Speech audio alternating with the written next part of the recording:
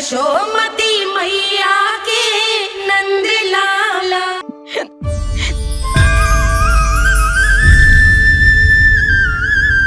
ये क्या है लल्ला? ये क्या था तेरे मुंह में, दिखा। ओहो, मैं तो भूल ही गया था कि मेरे भीतर ही तो सारी सृष्टि समाई हुई है। मैया ने उसकी झलक देख ली, अब क्या होगा? क्या हुआ यशोदा?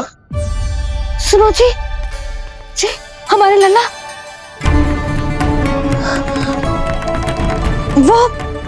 वो इसके मुंह में। क्या? भूल जाओ ना मैया, कुछ नहीं था मेरे मुंह में। लल्ला मुंह खोल के बाबा को दिखा। अरे क्या देख रही है उसके मुंह में? अवश्य ही मेरा दृष्टि भ्रम होगा, किंतु ऐसा भ्रम। अरे बताओ ना यशोदा, या फिर मुहूर्त शीघ्र ना बताने की बात का प्रतिशोध ले रही हो तुम? ना ऐसी बात ना है। तो फिर बताओ ना क्या बात है? हा? मैंने लल्ला के मुंह में कुछ देखो। क्या देखो? अब फंस गया मैं। मैया बाबा को सब कुछ बता देंगी और राय का पहाड़ बन जाएगा। फिर कैसे संभालूंगा इन दोनों को? ऐसे लगो जैसे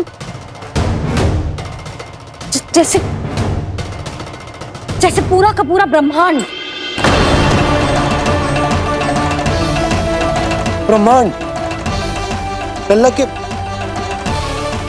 मुंह में। अच्छा, तुम मेरा मुंह देखो। हाँ।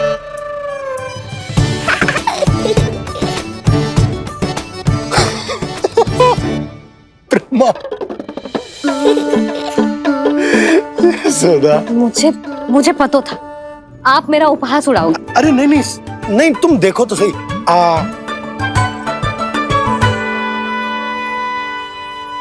ब्रह्मांड ना सही, गोकुल तो दिखना चाहिए। अरे गोकुल को राजा हूं मैं, है कि ना? है? देखो, अरे देखो तो। धन्यवाद बाबा, आपने इस बात को गंभीरता से नहीं लिया, इसलिए अब मैया भी नहीं लेंगी। आज तो बचा लिया आपने। आज के बाद ना आपको कुछ बताऊंगी ही ना। आप जाओ, नामकरण उत्सव की तैयारी करो। और हाँ, इस बार भी उत्सव छोटा ही करना है, जो तो मत ही बोलना आप। हाँ। अब इसे कैसे समझाऊं कि हम कोई भी उत्सव बड़ा ना कर सकते? व्यर्थ ही कंस की दृष्टि पड़ जाएगी हम पर।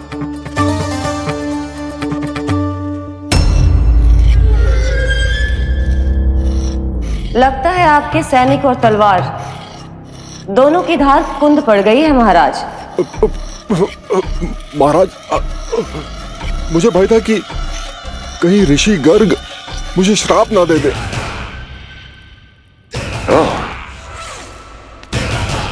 तो श्राप से भयभीत हो गए दुर्जन, किंतु कंस तो कोई श्राप नहीं देता,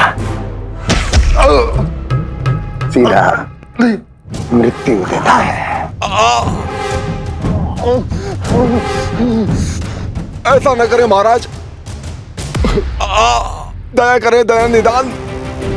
यदि मैं उनकी इच्छा के विरुद्ध भीतर जाने की कोशिश करता तो जितनी सूचना मुझे मिली है उतनी भी नहीं ला पाता। तब आपको कैसे पता चलता महाराज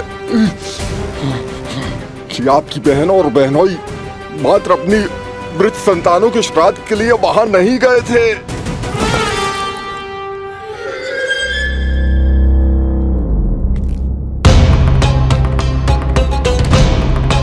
आगे बोलो।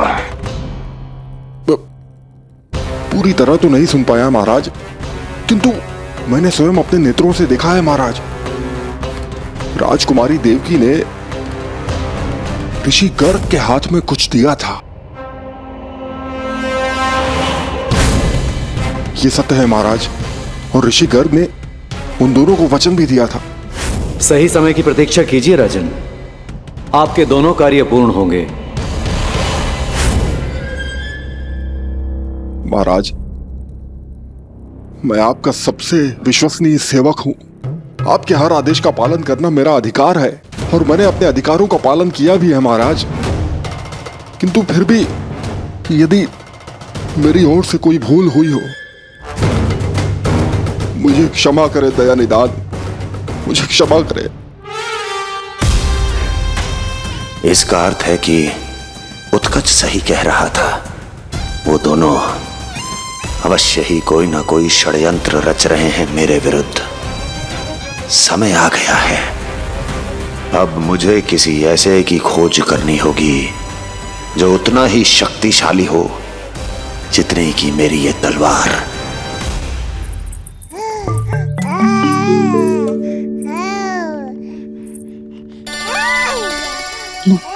अभी से पुकारने लगो जी, अभी तो आई हो रसोई में।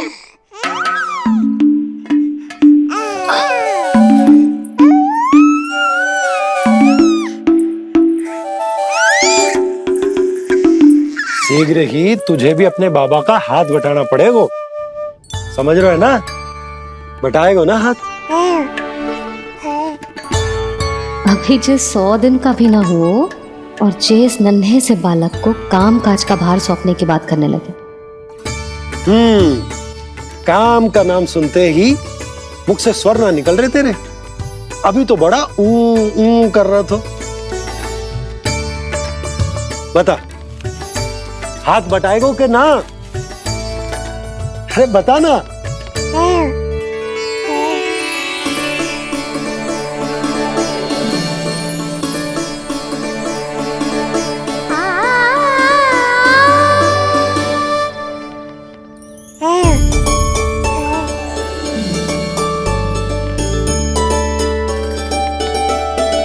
कल तू पूरा 100 दिन को हो जाएगा लल्ला। पंडित जी आएंगे, तुझे नया नाम मिलेगा। देखो तो मन में तो इनके भी कितना उत्साह भरो है, बस दृष्टि में मैं ही आती हूँ। और कल तुझे वो नाम मिलेगा लल्ला जिससे पूरा संसार तुझे पहचानेगा।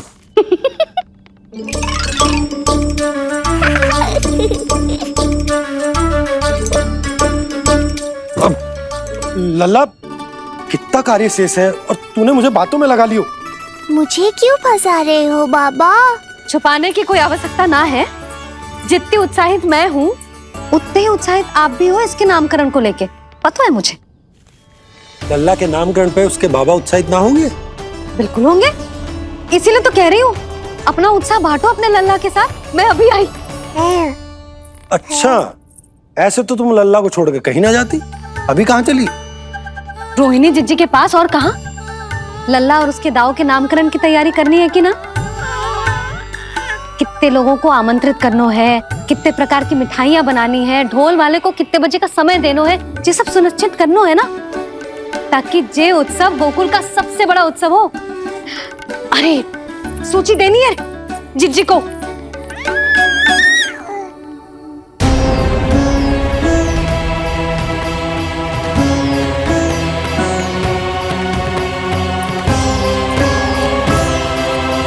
सबकी कोई आवश्यकता ना है। आवश्यकता ना है मतलब? कहना क्या चाहते हो आप? मैं ये कहना चाहता हूं कि यशोदा, सत्य तो ये है कि हमें दुख में ना अत्यधिक दुखी होना चाहिए और ना सुख में अत्यधिक उत्साहित। प्रसन्नता कितनी भी क्यों ना, हमें उत्सव संयम से ही मनाना चाहिए। इतने वर्ष संयम ही तो रखा था ना नंद जी। ये समय संयम का ना आनंद से बावले हो जाने का है। यशोदा, हम आयोजन छोटा ही करेंगे। मैं कुछ सोच समझ कर ही तो कह रहा हूँ। पर क्यों? मुझे भी तो समझाओ। हर बात समझाने की ना होती है यशोदा। अच्छा, पति पत्नी में भेद हो तो है? ठीक, मैं कोई भेद ना रखूं। जो भी अब तक मैंने तुम्हें ना बताया है वो सब बताऊं। ओहो, क्या कर रहे हो बाबा? कंस के बारे में कुछ बता मत देना मैया को। वो मंगला है ना, उसने आज शाम को ही बछड़ा दियो। और भाद्रपद का मास लगभग बीतने को ही है, तो धीरे धीरे शरद ऋतु आ जाएगी, दूध की हानि भी कम हो जाएगी। हाँ? और वो सरजू है ना, उसको बैग जी ने पूरे पखवाड़े का विश्राम के लिए कहा है। क्यों? क्योंकि वो ठाट से गिर गए थे और गिरते समय उसे भीतरी चोट लग गई थी। अरे बस बस बस, ये सब मुझे क्यों बता रहे हो? इसका नामकरण से क्या संबंध?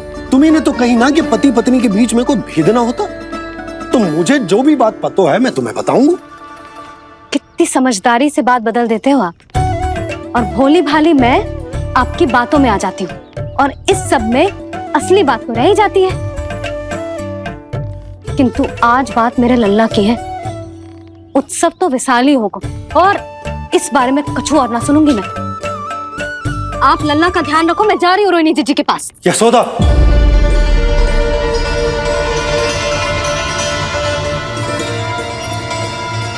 बात केवल सुनने की ना होती, उसे समझना भी पड़ता है।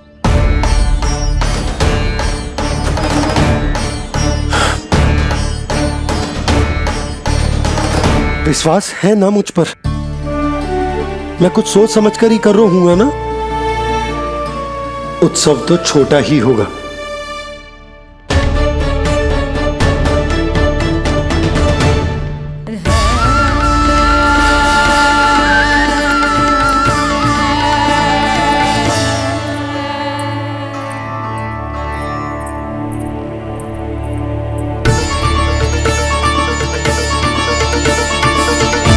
क्षमा करना लल्ला, तेरी मैया को डांटना पड़ गया। आपको मेरी सुरक्षा की चिंता है बाबा, समझता हूँ मैं, इसलिए आपने ये निर्णय लिया है। समझ में नहीं आता, कब कौन सा निर्णय क्यों लेते हैं आप? यदि कंस को समझना इतना आसान होता तो कंस नहीं होता। ये नया सिंहासन उसके लिए है जो मेरा विश्वास पात्र बनेगा। मेरे दाहिने हाथ की तरह मेरे मन के सबसे निकट होगा वो। मंत्री परिषद में विशेष स्थान की प्राप्ति होगी। मेरे बाद पूरे राज्य के लिए उसी का वचन होगा। शासन। किंतु ये अधिकार केवल उसे प्राप्त होगा जो मेरी परीक्षा में उत्तीर्ण होगा। मेरा सबसे महत्वपूर्ण कार्य करेगा वो। इसलिए जाओ, कह दो सभी बाहुबलियों को, महाबलियों को, दैत्यों को, दानवों को, प्रेतों को, पिशाचों को, सभी को यह सूचना दे दो ना ना ना ना, सूचना नहीं, चुनौती दो कि यदि साहस है तो आए, मेरी परीक्षा में उत्तीर्ण हो और इस सिंहासन पर बैठने का अधिकार प्राप्त कर ले। जाओ। और हां, ये अवश्य कहना कि केवल वही आए जिनके हृदय में साहस का ज्वालामुखी धधकता हो, जिनकी तलवारें पर्वतों का सीना चीरने को व्याकुल हो, जिनकी संकल्प शक्ति इतनी दृढ़ हो कि मृत्यु से टक्कर ले लें। कायर नहीं चाहिए मुझे। जाओ। महाराज, आप जिसे भी ये विशेष पद देंगे, भविष्य में यदि वही हमारे शीश पर बैठ गया तो क्या करेंगे आप? पहले ऐसा कोई योद्धा सामने तो आए अस्ति, जो उस विष्णु के अवतार का संहार कर सके।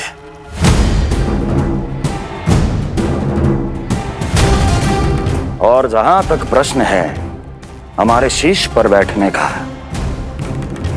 तो स्मरण रखो अस्ति, कंस को अच्छी तरह आता है ऐसे दुस्साहसियों को बीच दरबार में खड़ा करके अपनी उंगलियों के संकेत पर नृत्य करवाना। ता दीर्घ ता। और अपना कार्य सिद्ध होने के बाद उनके तन से उनके शीश को उतारना कंस को भली भांति आता है।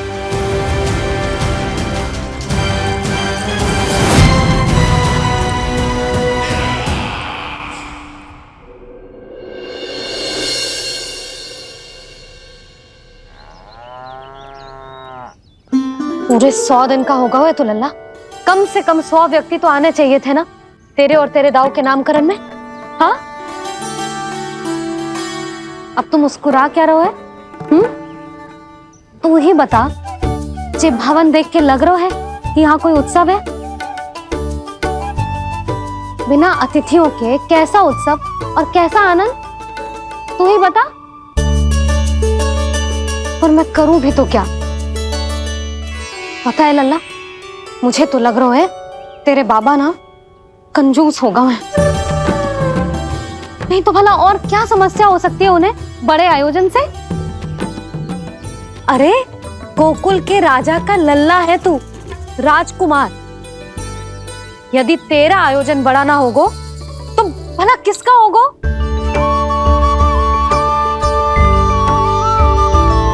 मेरी भूल है, मैं भोली हूं, इसीलिए व्यर्थ में तेरे बाबा की बातों में आ गई।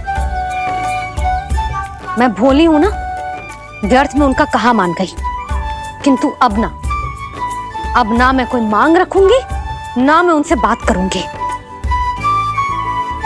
और कहे देती हूँ लल्ला, सावधान जो इस बार तू बीच में आया तो। हाँ नहीं तो है ना। अब इतनी चिंता में क्यों हो जी? कोई बुरी सूचना तो ना मिली? अब जे मत ही कहना कि जे भी मुझसे छुपाना पड़ेगा। जो भी है मुझे बताओ।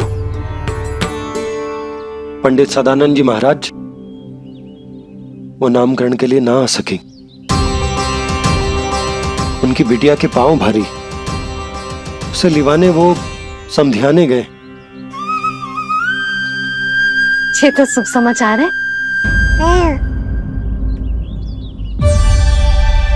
किंतु मेरे लल्ला का नामकरण अब वो सही मुहूर्त पे कैसे होगा?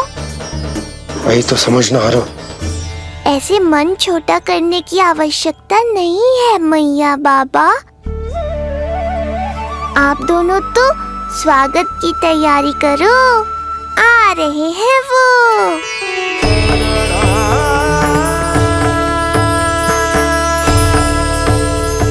लो, आ गए वो जिनकी मुझे प्रतीक्षा थी।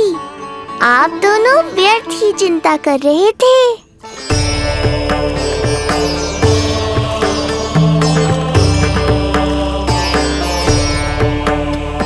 अब कौन करेगा मेरे लल्ला का नामकरण? ऋषि गर्ग,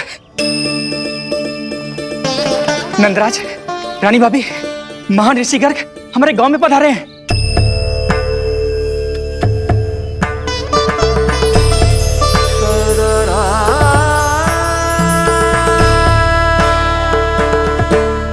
ऋषि गर्ग गोकुल में?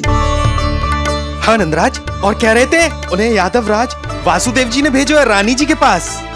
अरे तो तुम लोग खड़े खड़े क्या देख रहे हो? जाओ उनके सत्कार की तैयारी करो। जी यशोदा, उनके स्वागत की तैयारी करो। सुनो जी, वो तो यादवों के कुलगुरु है ना, रोहिणी जीजी के यहाँ आए, हमारे यहाँ आएंगे। आप देखती जाओ मैया, वो सीधे हमारे घर ही आएंगे।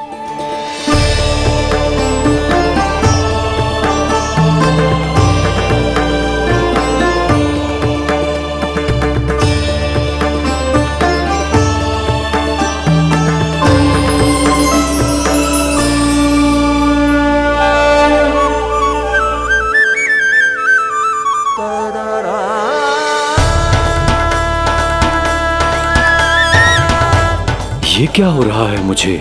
मैं उस भवन की ओर क्यों बढ़ा जा रहा हूँ? क्योंकि आपके यहाँ आने से ही मेरी मैया बाबा की चिंता समाप्त होगी ऋषिवर। ये बात तो मैं न जानता। कल्याण हो। भगवान श्री नारायण के महान भक्त आज हमारे गांव में पधारे। हमारा जीवन सफल है गयो आज। वो भवन आपका है नंदराज? आपके शुभ चरण पड़ेंगे तो हमारा जय भवन पवित्र हो जाएगा। इतने बड़ी ऋषि अगर हमारे घर पधारेंगे तो हमारे तो भाग्य ही संवर जाएंगे। मैया आपके दर्शन को तरस रही है ऋषिवर। संकोच मत कीजिए, अब आ भी जाइए। पधारिए गुरुदेव। न जाने क्यों मेरे पांव अपने आप ही आपकी भवन की तरफ जाने को व्याकुल है नंदराज। पधारिए गुरुदेव, आइए।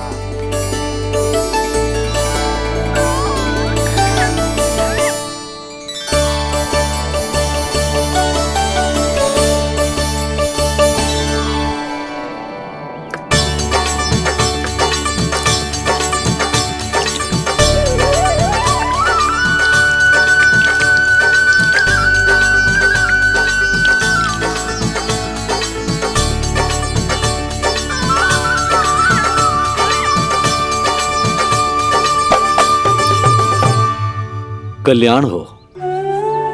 पधारिए।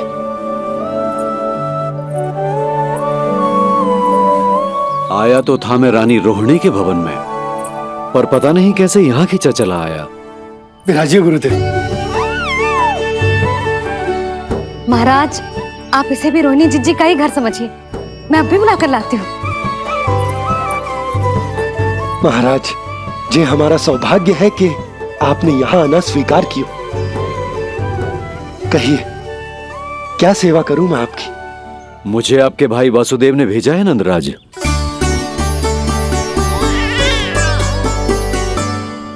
प्रणाम गुरुदेव। स्वामी जी ने आपसे इतनी दूर आने का आग्रह किया है। अवश्य ही कोई बड़ा कारण होगा। कारण तो है, आपके पुत्र का नामकरण करने आया हूं मैं यहाँ।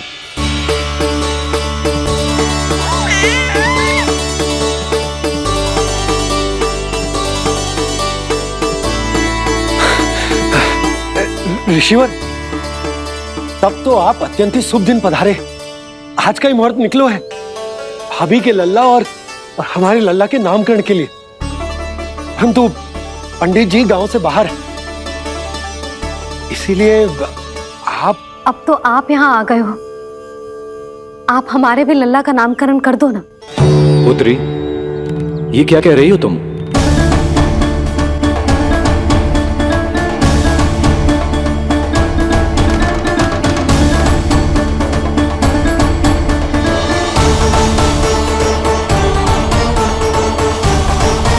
भी लल्ला का नामकरण कर दो ना।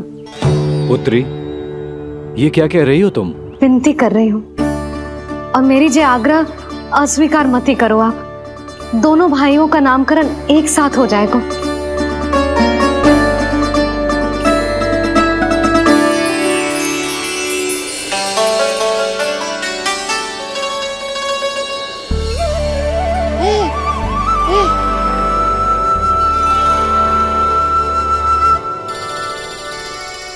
कितने प्यारे और निर्दोष बालक हैं।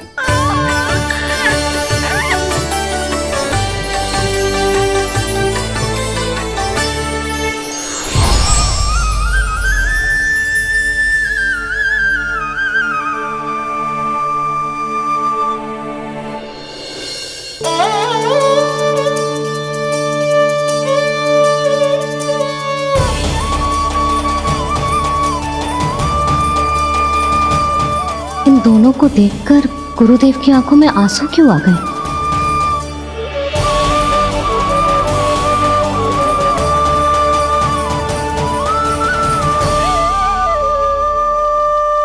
ये क्या कर रहे हैं ऋषिवर?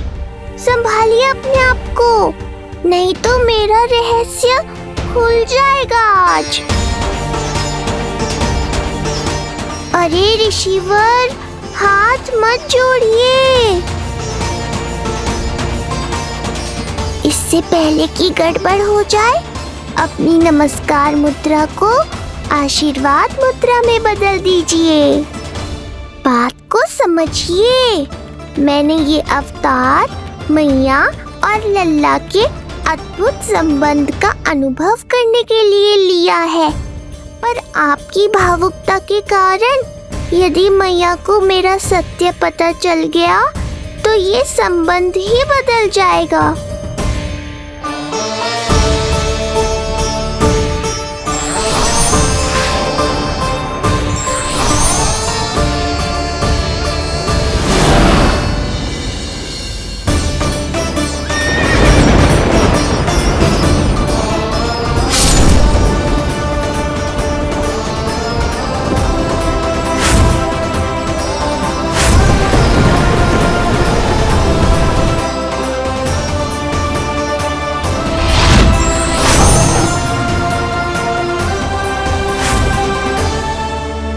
अब आप सब कुछ जान चुके हैं ऋषिवर, इसलिए अब मेरे सामने हाथ जोड़कर मेरे सत्य को उजागर मत कीजिए। अपने शिष्य वसुदेव के पुत्र के रूप में मुझे आशीर्वाद दीजिए।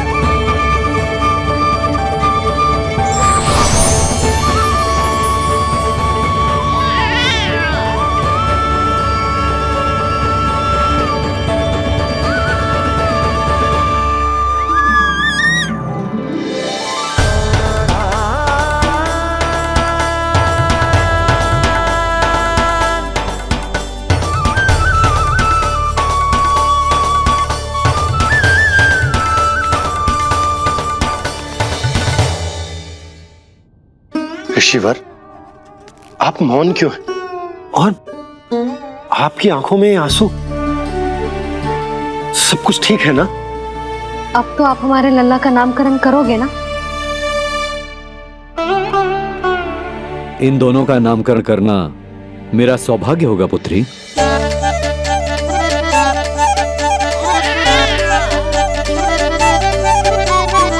परंतु ये गोपनीय रूप से करना होगा।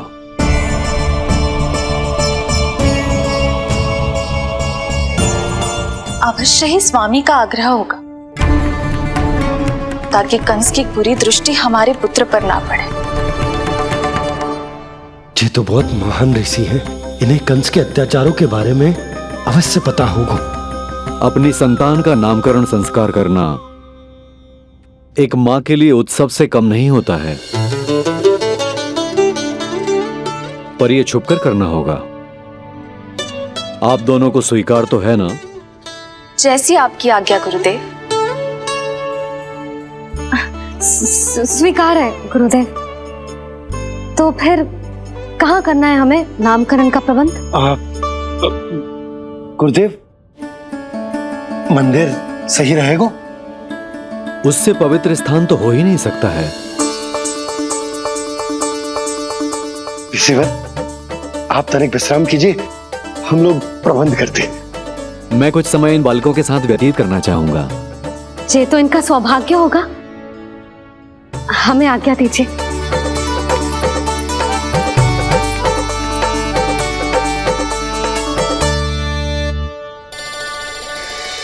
प्रभु, स्वयं भगवान होकर भी आपको बंदी गृह में जन्म लेना पड़ा। अब अपनी मां को छोड़कर दूसरी मां के यहां पलना पड़ रहा है। जब से गोकुल आए हैं छुप छुप कर रहना पड़ रहा है। इतनी नन्ही सी अवस्था में दुष्ट कंस के कितने ही आक्रमणों का सामना कर चुके हैं आप। और जिस उत्सव में सभी सप्तऋषियों और सभी देवी देवताओं को साक्षी बनकर आना चाहिए, उस नामकरण उत्सव को यहां एकांत में करना पड़ रहा है।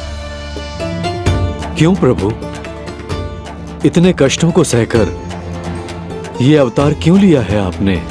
दुष्टों का नाश करने के लिए, धर्म की स्थापना करने के लिए और सबसे अधिक मैया की ममता का अनुभव करने के लिए। पर इसके लिए इतने कष्ट? मानव जीवन लिया है तो कष्ट तो उठाने ही पड़ेंगे ऋषिवर। मानव जीवन की आंच जला रही है, फिर भी आप मुस्कुरा रहे हैं प्रभु। ये कैसा अनोखा अवतार है। आंच में जलकर भी यदि मैं नहीं मुस्कुराऊंगा तो अपने भक्तों को क्या शिक्षा दूंगा मैं?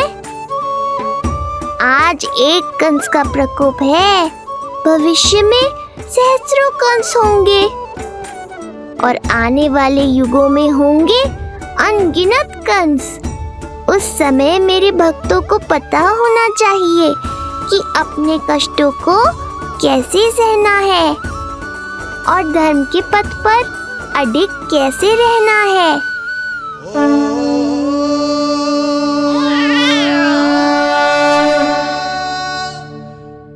आप धन्य हैं प्रभु। देखा अस्ति, जब सिंह दहाड़ता है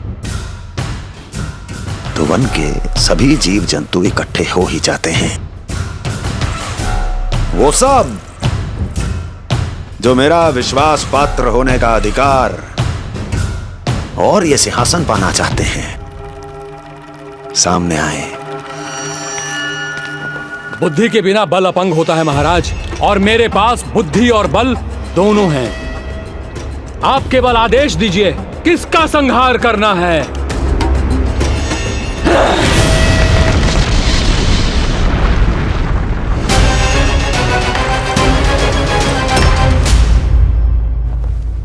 सारी तैयारी हो गई।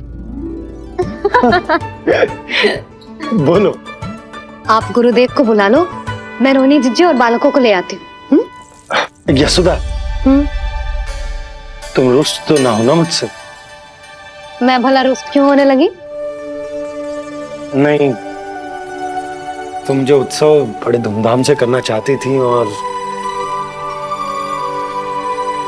बहुत प्रसन्न हूँ मैं कि हमारे लल्ला का नामकरण स्वयं ऋषि गर्ग पूरे विधि विधान से कर रहे हैं।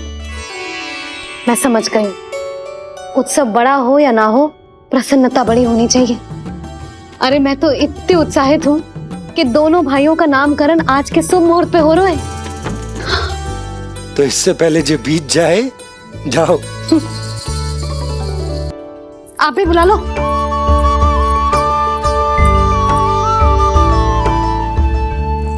यहाँ सब के सब एक से बढ़कर एक है, तो फिर अपने कार्य के लिए किसका चुनाव सबसे पहले करूं? मेरा सामर्थ्य तो आपने अभी तक देखा ही नहीं महाराज। चुटकी बजाकर शत्रुओं का विनाश कर सकता हूं मैं।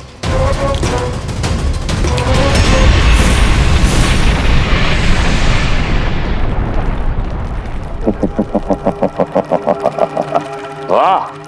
किंतु आपने तो बताया ही नहीं कि करना क्या है। वध करना है, एक नवजात बालक का वध। उसे साधारण बालक मत समझना। गोकुल में नंद के घर पल रहा वो बालक विष्णु का अवतार है।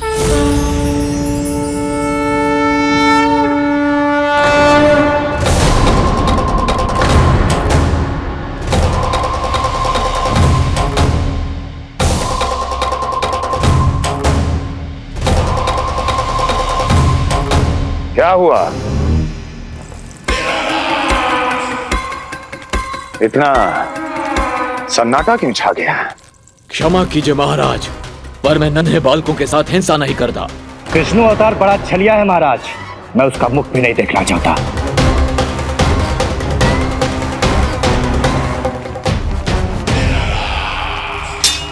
जाने दो इन्हें। वैसे भी इस सिंहासन के लिए मुझे कायरों की कोई आवश्यकता नहीं। जाने दो।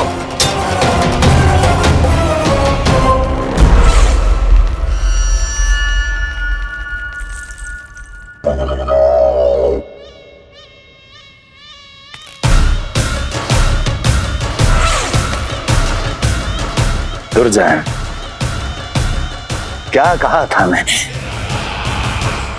मैंने कहा था केवल वही आए जिनके हृदय में साहस का ज्वालामुखी धधकता हो, जिनकी तलवारें पर्वतों का सीना चीरने के लिए व्याकुल हो, जिनकी संकल्प शक्ति इतनी दृढ़ हो कि वो मृत्यु से टक्कर ले जाएं। वही होगा इस सिंहासन का असली अधिकारी। महाराज,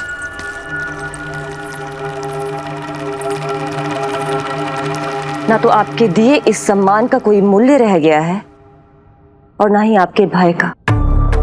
अभी अभी आपने ही कहा था ना कि जब वन में कोई सिंह दहाड़ता है तो उस वन के सभी जीव जंतु एक जगह एकत्रित हो जाते हैं, परंतु उसी वन में जब कोई बब्बर सिंह दहाड़ता है तो वही जीव जंतु भय के मारे इधर उधर भागने लगते हैं। निश्चित ही वो बालक इन सब के लिए बब्बर सिंह बन चुका है। उसका भय हमारे साम्राज्य की नींव हिला रहा है महाराज।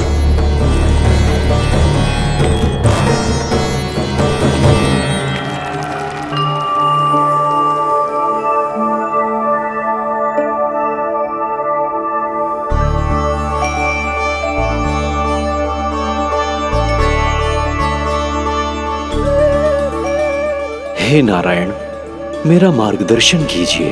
हे मां सरस्वती, मुझे आशीर्वाद दीजिए ताकि मैं दोनों बालकों के लिए सर्वोत्तम नामों का चुनाव कर पाऊं।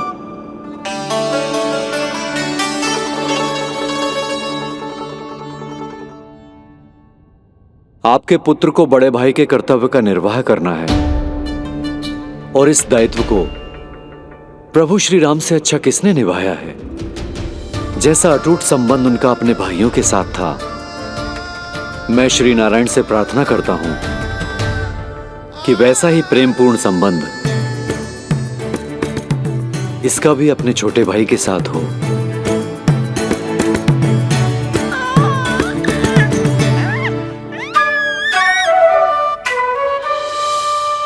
इसीलिए इसका नाम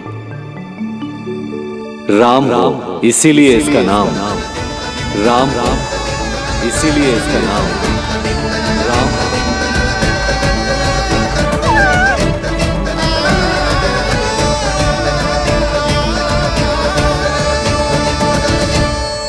बड़े भाई में आदर्श, न्याय, संकल्प बल के साथ साथ शारीरिक बल भी होना चाहिए। मैं देख पा रहा हूं ये बालक इन सब बलों के लिए जाना जाएगा। इसलिए जो नाम इसके व्यक्तित्व के लिए सबसे उचित है वो है बलराम। बलराम, बलराम।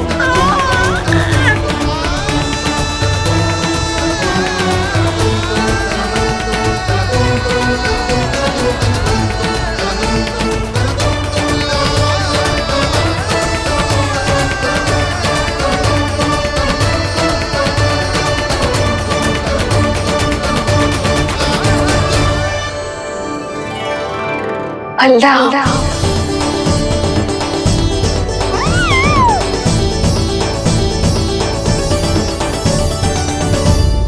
तो फिर उसका नाम बल राम रखना। कैसा अद्भुत संयोग है रिसीवर। जब इसके जन्म की सूचना देने मैं वसुदेव भैया के पास मथुरा गया था, तब उन्होंने भी यही नाम रखा था, बलराम। ये संयोग नहीं, नारायण की इच्छा है नंदराज। बलराम से अधिक उपयुक्त नाम इस बलराम के लिए कुछ और हो ही नहीं सकता है। पर मैं तो दाऊ कहकर ही बुलाऊंगा इन्हें, बलदाऊ।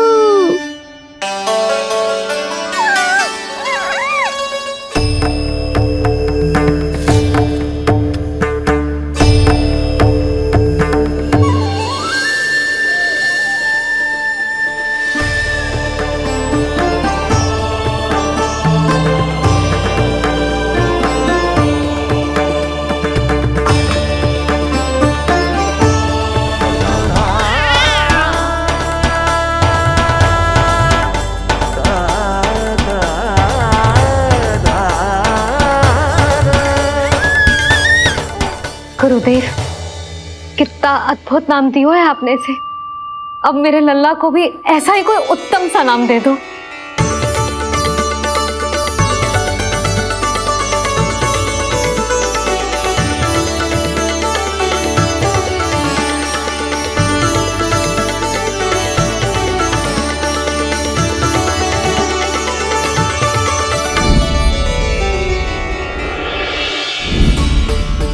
ये कठिन दायित्व आपने ही मुझे सौंपा है प्रभु। इसे निभाने की क्षमता भी आप ही दीजिए।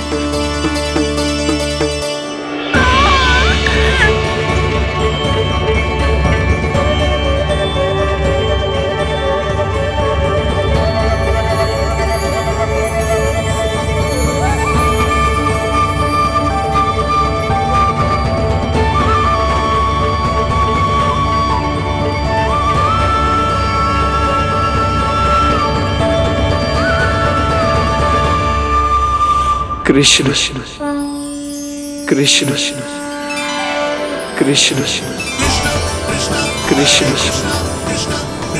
कृष्ण कृष्ण कृष्ण।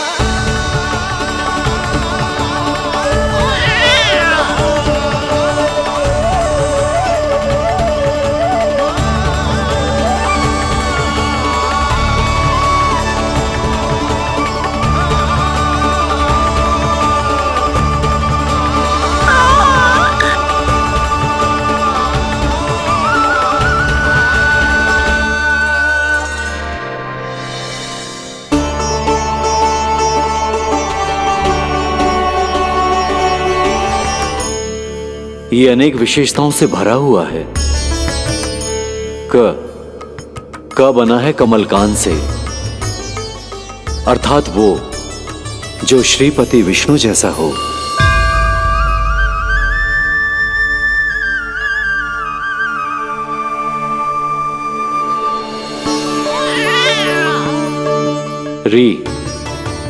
री की उत्पत्ति हुई है श्री राम से, अर्थात वो जो सबके हृदय में बस जाए। ऐश्वर्य के स्वामी विष्णु के लिए, अर्थात वो जो समृद्धि लेकर आए।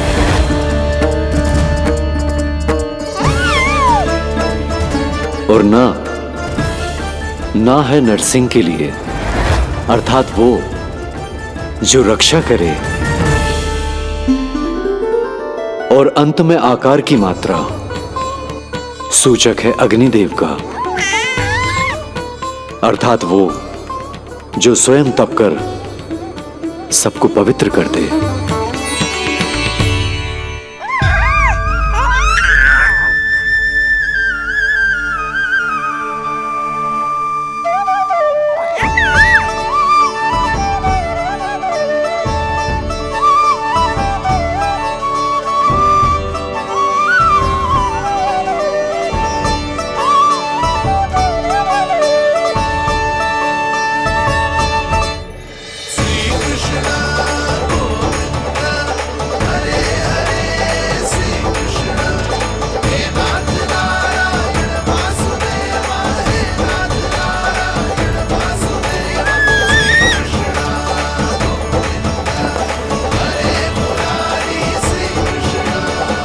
आज से तुम्हें सारा संसार जिस नाम से पहचानेगा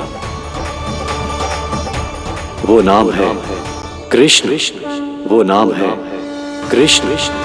वो नाम है कृष्ण। वो नाम है कृष्ण। कृष्ण कृष्ण कृष्ण कृष्ण कृष्ण कृष्ण कृष्ण कृष्ण कृष्ण कृष्ण कृष्ण कृष्ण कृष्ण।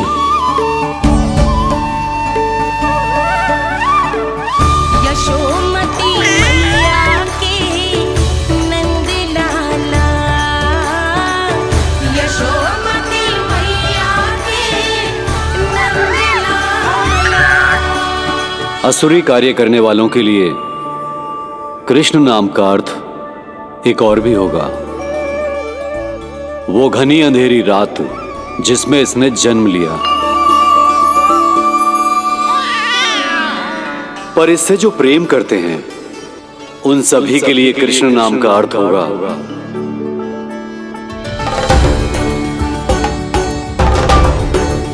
अतुलनीय सुंदरता और अथाह प्रेम।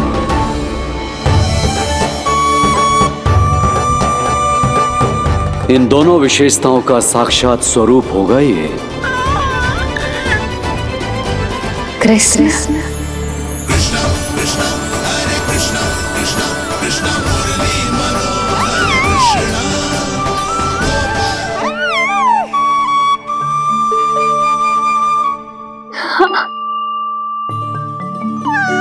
और जो मानवता के शत्रु हैं उनके जीवन में ये नाम अशांति, असुरक्षा, भय उत्पन्न करेगा, पर सात्विक प्रवृत्ति के व्यक्तियों के लिए ये नाम शांति, संतोष और सुख का सूचक होगा।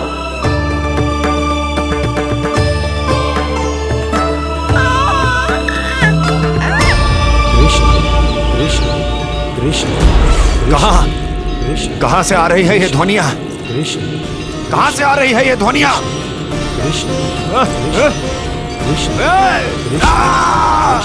स्वामी महाराज,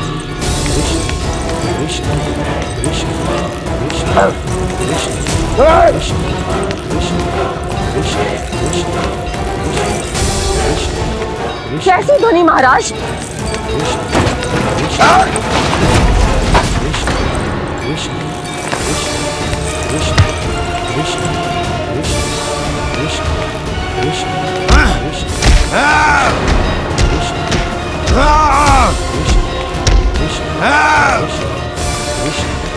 स्वामी कृष्ण।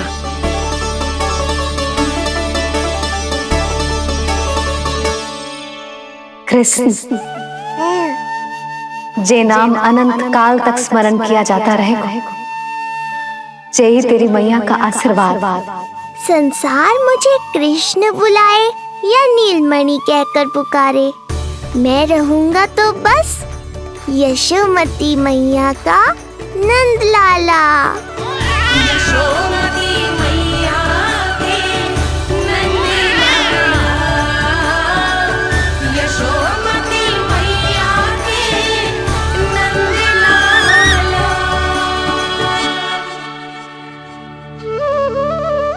गुरुदेव, आपने मेरे लल्ला को इतना प्यारा नाम दियो है, उसके लिए आपका बहुत बहुत धन्यवाद। एक बार गोपियों को पता चलेगा तो देखना कैसे रटने लगेंगी मेरे लल्ला का नाम। इससे पहले कि आप सब बाहर जाकर किसी और को बताएं, एक कर्मकांड शेष है। नामकरण के बाद पिता को आशीर्वाद के रूप में कुछ न कुछ उपहार बालक को अवश्य देना चाहिए।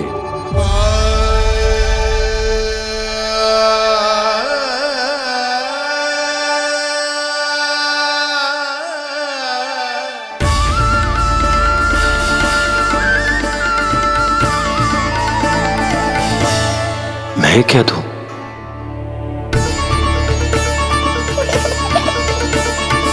वासुदेव मेरे शिष्य हैं और उनकी अनुपस्थिति में यह दायित्व मैं निभाऊंगा।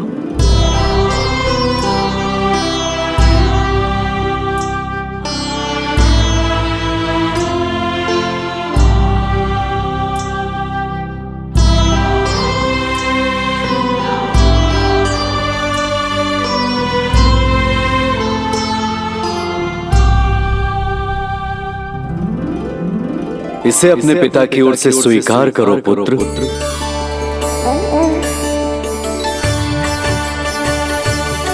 कल्याण हो।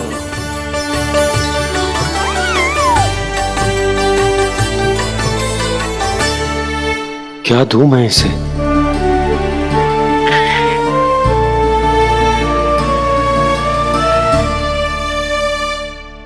आप सोच क्या रहे हो? आशीर्वाद दो ना अपने कृष्ण को। अच्छा, सोच रहा हूं कि लल्ला को क्या दूं।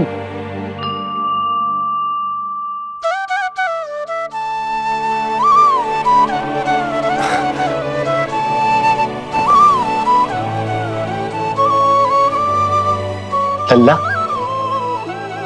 तू स्वयं ही बता दे तुझे क्या चाहिए।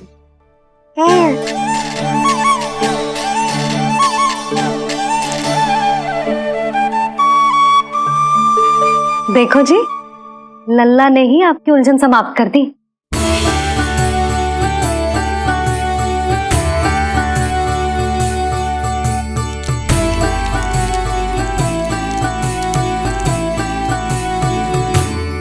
मेरा आशीर्वाद कि तेरा जे नाम कृष्ण तेरी प्रजा के लिए बहुत हितकारी हो। गुरुवर, आप भी इसे आशीर्वाद दें। जिनके आशीर्वाद से ये पूरा संसार संचालित होता है, उन्हें मैं क्या आशीर्वाद दूं?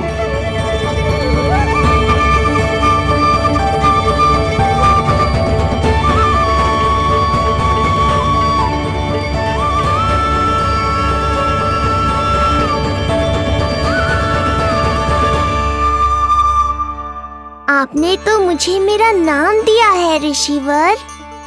ये तो मेरा सौभाग्य था प्रभु कि आपने इस कार्य के लिए मुझे चुना। पर आपका कार्य अभी समाप्त नहीं हुआ ऋषिवर। एक विनती और है मेरी। आज्ञा दीजिए प्रभु, क्या करना होगा मुझे? बाबा को मेरी वास्तविक पहचान बतानी होगी आपको, और इन्हें इस बात के लिए मनाना होगा कि ये मैया को कभी भी मेरा सत्य पता ना चलने दे। पर प्रभु, मैं ये कैसे कर पाऊंगा? आप ही कर पाएंगे ऋषिवर, क्योंकि अब आप इस कृष्ण अवतार के मुख्य उद्देश्य को जानते हैं। बंद करो, बंद करो ये ध्वनिया। कौन सी ध्वनिया? ये ध्वनिया बंद करो, बंद करो। क्या सुनाई दे रहा है आप? ये शब्द तुम्हारे कानों में गूंज रहा है। भरत समझिए। रुक जाइए। बस मुझे मारा।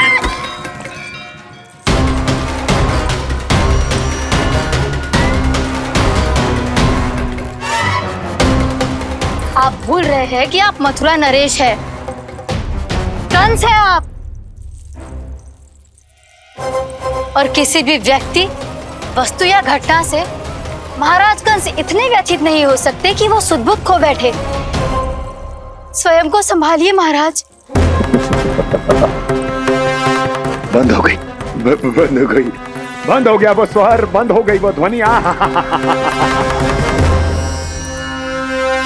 रापी, यूं मत सोचना कि मैं तुम्हें सुन नहीं रहा था।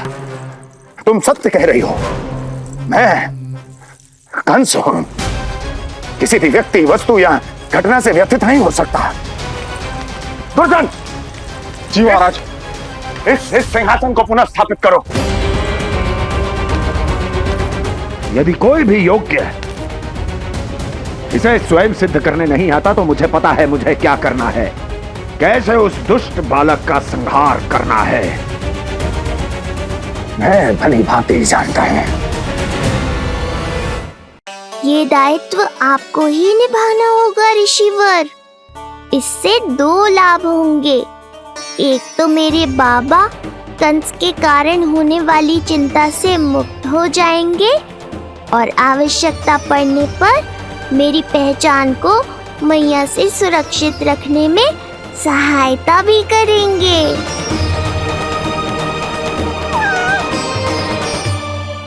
नंदराज, अब बलराम और कृष्ण दोनों को भूख लग गई होगी।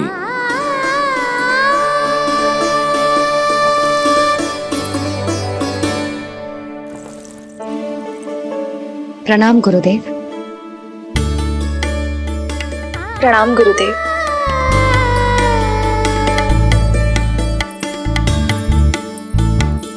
गुरुदेव, अब आप भी विश्राम कर लीजिए। नहीं नंदराज, मुझे शीघ्र ही मथुरा पहुंचना है। राजा वासुदेव और रानी देवकी मेरी प्रतीक्षा कर रहे होंगे। पर इससे पहले कि मैं जाऊं, मुझे आपको कुछ बताना है।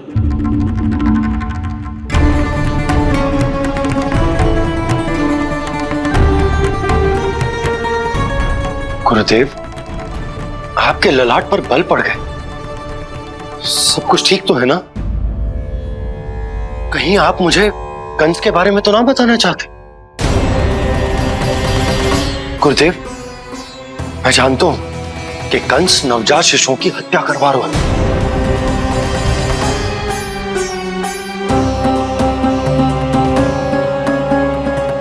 कंस नहीं, कृष्ण के बारे में कुछ कहना है मुझे।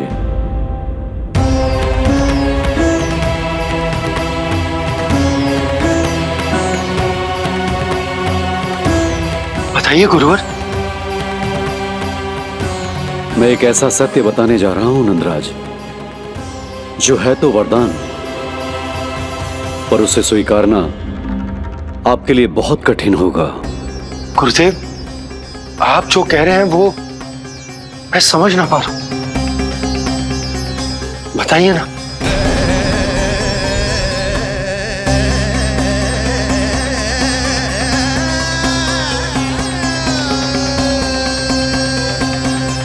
बताइए ना गुरुवर।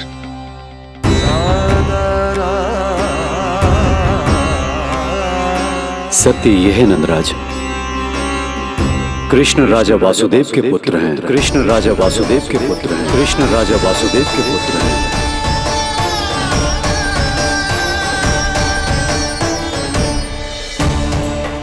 और वो कोई साधारण बालक नहीं है,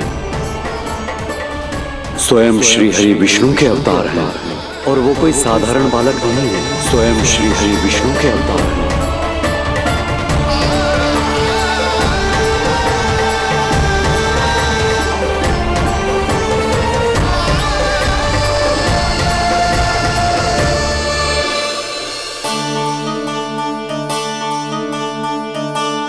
कछु विचित्र लग रहा है।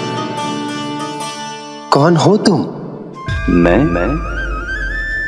हूं श्री विष्णु का अवतार। कैसे संभव है गुरुदेव? वो तो नन्हा सा बालक।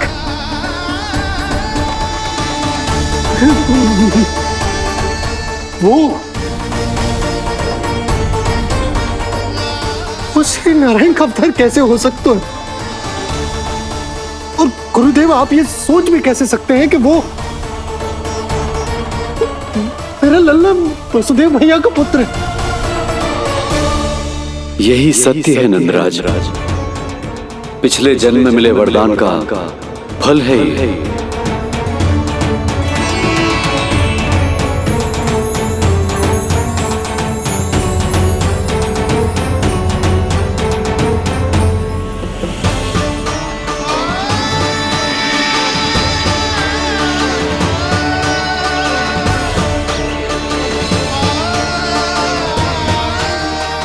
मैं आपकी संतान के रूप में अवश्य आऊंगा, किंतु उसके लिए आपको मेरे अगले अवतार के बाद एक और अवतार की प्रतीक्षा करनी होगी, क्योंकि अगले जन्म के लिए मैं पहले ही ये वरदान माता देवकी को दे चुका हूं। इस समय मैं विवश हूं, किंतु मैं आपको वचन देता हूं, आपकी संतान बनकर अवश्य आऊंगा। प्रभु, श्री हरि को अपने सामने देखकर मेरी व्याकुलता का बांध टूट गया है। 2 जन्म बहुत बड़ा समय होता है स्वामी। अपने पुत्र के रूप में हरि को गोद में खिलाने के लिए अब मैं और 2 जन्मों तक प्रतीक्षा नहीं कर सकती। धरा!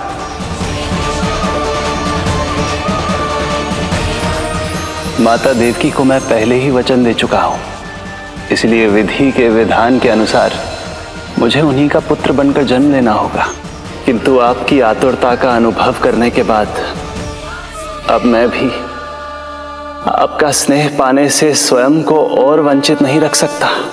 ये जो भी हो रहा है प्रभु की ही लीला है। कृष्ण के जन्म के तुरंत बाद भगवान विष्णु के आदेश पर वासुदेव जी के यहां आना पड़ा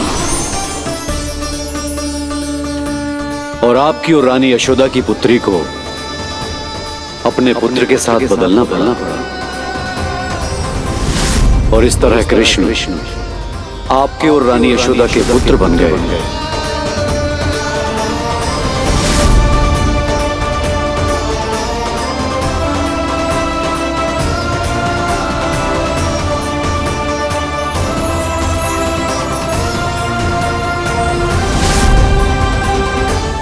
आपने सही कही थी गुरुदेव, कि सुनने में तो वरदान ही लगता, पर इसे स्वीकार करना होता ही कठिन। जब यशोदा को इस बात का पता चलेगा तो उसे कैसा लगेगा? अपने नाम का अर्थ अच्छे से सुनो है ना तूने? उसका हर एक अक्षर भगवान श्री नारायण से संबंधित है, जैसे उन्हीं का स्वरूप है तू। बस मैया, ये सत्य आपसे छुपा रहे, इसी कारण बाबा के लिए ये जानना आवश्यक है। फिर चाहे इसे स्वीकार करना उनके लिए कितना भी कष्टदायक क्यों ना हो। नहीं नंद, ये सत्य उन्हें आप नहीं बताएंगे। स्वयं प्रभु ने मुझसे कहा है किसी और प्राणी को इसके बारे में भनक तक नहीं लगनी चाहिए, और रानी यशोदा को तो बिल्कुल नहीं। गुरुवर, कंस के आक्रमणों की जानकारी यशोदा से पहले ही छुपा कर रखना कठिन था। अब इतना बड़ा सत्य मैं यशोदा से कैसे छुपाऊंगा?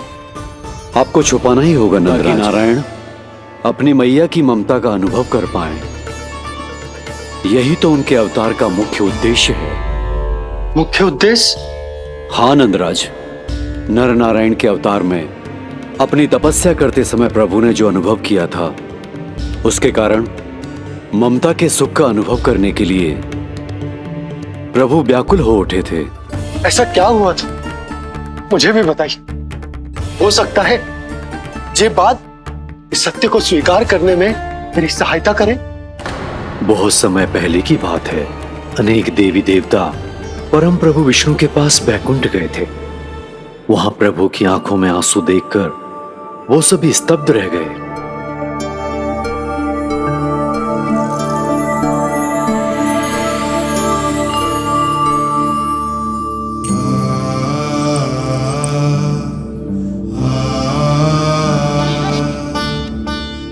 प्रभु, आपकी आंखों में आंसू?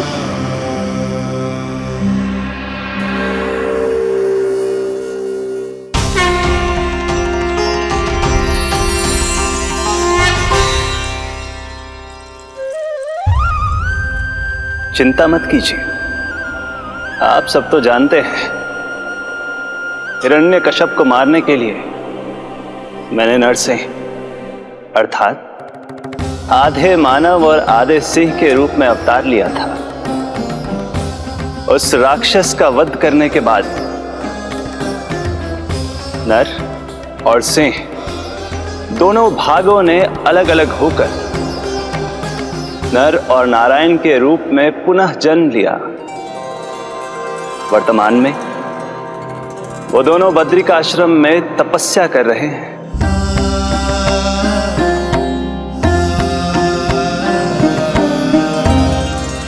आज उन दोनों ने कुछ ऐसा देखा जिसने मुझे भी भावुक कर दिया।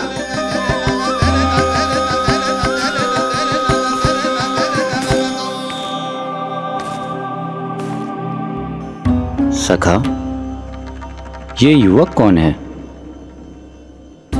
निकट के एक गांव के धनी व्यापारी का पुत्र है ये।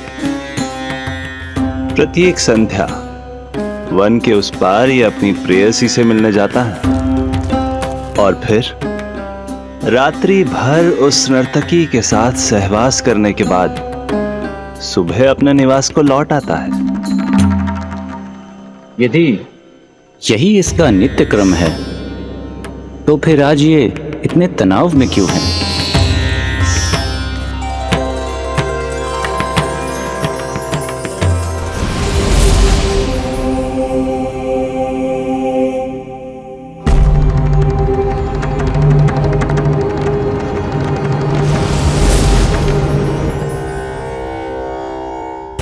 कल रात्रि प्रेम क्रिया के मध्य उस नर्तकी ने इससे पूछा, ये सबसे अधिक प्रेम किससे करता है? जब इसने कहा तुमसे, तो वो बोली, तुम्हें अपने प्रेम को सिद्ध करना होगा।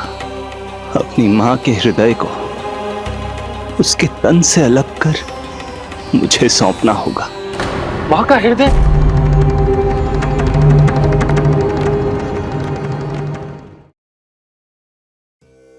फिर क्या हुआ प्रभु? वो लाया अपनी मां का हृदय? ये जिज्ञासा यक्ष प्रश्न बनकर पूरे दिन नर और नारायण के मस्तिष्क में कौंधती रही। उन्होंने संध्या होने तक वहीं नदी किनारे प्रतीक्षा करने का निर्णय लिया ताकि वो ये जान सके कि क्या वो युवक अपनी क्रूर प्रेयसी को छोड़ेगा या वासना में अंधा होकर अपनी ही माता की हत्या करने का जघन्य अपराध करेगा। अब उसके वन पार करने का समय बीत चुका है। युवक ने विवेक का परिचय दिया है सखा। हे प्रभु, आपका कोटि कोटि धन्यवाद।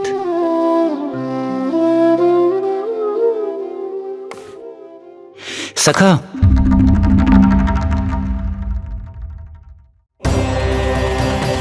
सखा मुझे बताओ, जो अकल्पनीय था कहीं वो घट तो नहीं गया?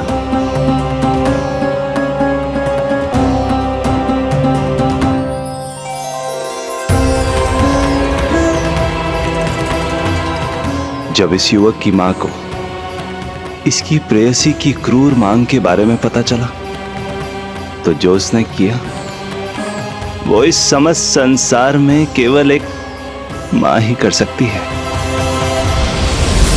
बस इतनी सी बात?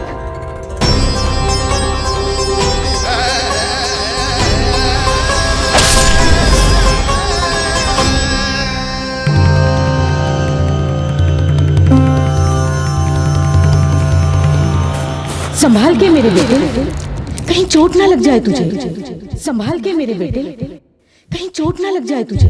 संभाल के मेरे बेटे, कहीं चोट ना लग जाए तुझे। ये तो उसकी मां की पुकार है। मां, मैंने क्या कर दिया मां? मां!